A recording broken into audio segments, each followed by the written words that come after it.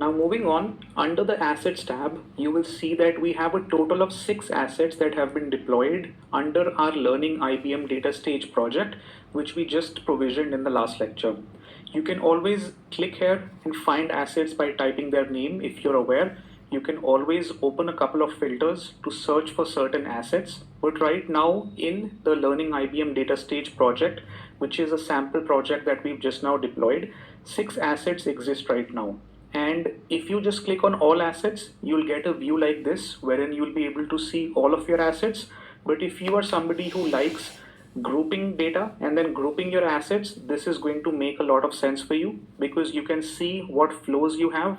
We have one data stage flow, which is data integration, and this is where we'll be working with the actual pipeline that we will build, we will modify, and then we can create it from scratch also. We can also talk about data because nothing is obviously possible in an ELT or ETL pipeline without data. You can click on data assets and see that right now there is something called credit underscore store, which is being created by the service itself, which is IBM Data Stage. And because this is sample, this is something that has been created for us automatically. We can also go to data access and click on connections, and you can see that we have a couple of connectors that exist over here, such as the DB2 warehouse, databases for Postgres, DB2 on cloud source, and then also MongoDB. And then you can also see who created them, because as we'll start adding collaborators and we'll start working with people, it's important to see who created something and when was it last modified and modified by who. So this acts as a simple audit trail for us. If I go into jobs, right now there is going to be just one row, which is the data integration data job created by the service ID again. Obviously, service has created everything for us because we have just imported a sample project. This has not been created from scratch by us. And then the last tab, which is very important and pretty interesting, is manage. Now, obviously, we have deployed Data Stage as a tool that we'd like to work with under IBM Cloud Pak for Data. So you can come here under Manage and then change a lot of settings for Data Stage itself. If you look at the settings and under Run, you'll see that the environment that we have chosen right now is IBM Data Cloud, IBM Cloud itself, right? And under that, we have chosen a certain compute, which is 2 virtual CPUs and 8 gigabytes of RAM, and this is called Data Stage TXS. If you go to medium, instead of the small version, you get 4 virtual CPUs and 16 gigabytes of RAM, and then large gives you 8 vCPUs and 32 gigs of RAM.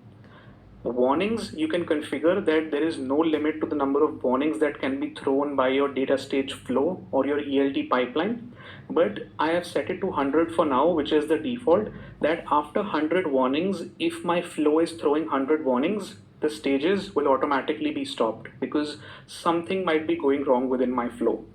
And then we can say that, do you want to save changes automatically or apply the changes temporarily? This is not important for now.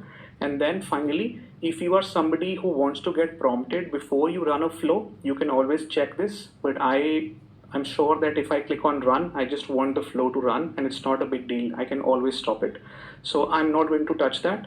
And under repository, this is not important for us right now. So I think we are good enough for now. If I go into my project, which is Learning IBM Data Stage, and click on General, you can see how much storage your entire project is using right now. And this is like a nice description for your project, because if you're adding new people to your organization, adding more collaborators, it's always good to have a little bit of detail about the project or the ETL pipeline that you're building out. There is always going to be a unique project ID for you as well, right? And then you can leave a project as a collaborator. I can't leave it because I'm the only person who has access to this project right now and I'm the owner, but you can also delete it, and deletion obviously is a little bit scary always, so just take care of the delete button. If I go into access control, I can see my role and my name and the user ID that I have, and I can always go ahead and add more users or service IDs or an entire group to give them access to my project and my flows. If I go into environments, there is no active runtime right now, and then you can also look at other IBM services that you would like to integrate with your IBM data stage flow, or third-party integrations, and then you can maybe connect GitHub, Amazon EMR, and some other services. Under IBM services, you'll see that you don't have any services available right now, but you can always click on new service, and then this is the entire list that we had taken a look at: speech to text, text to speech, and other stuff, right? So when we were signing up for the account, this is what I had shown you, that there's a bunch of other services and categories that IBM also provides, and the entire universe can basically talk to each other, which is the real beauty of a modern cloud data platform, right? You can integrate ML services, analytics, databases, some developer tools, and even storage. So if I just go back right now, I think that is it for the project, the settings, and then configuring everything. If you are wondering what these buttons are for, then you can upload an asset to your project. You can maybe add a new collaborator. You can get a little bit of more information about your project in a very small and compact manner. And then you can always export a project or import a new project. So if I just go back to my overview, and then I look at my assets, data integration is what I'm really interested in, and I'm just going to click on it. And as soon as I do that, the workflow or the actual flow that we'll be working on to create the ELT or ETL pipeline will start loading. So whenever I say flow, it's the actual pipeline that we are building out on the IBM cloud. And this is the sample one that we had opted for just to view how this works, right?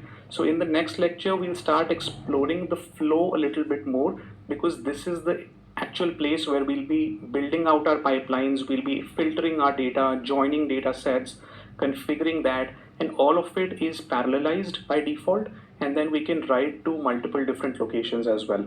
So in the next lecture, we'll discuss all of that.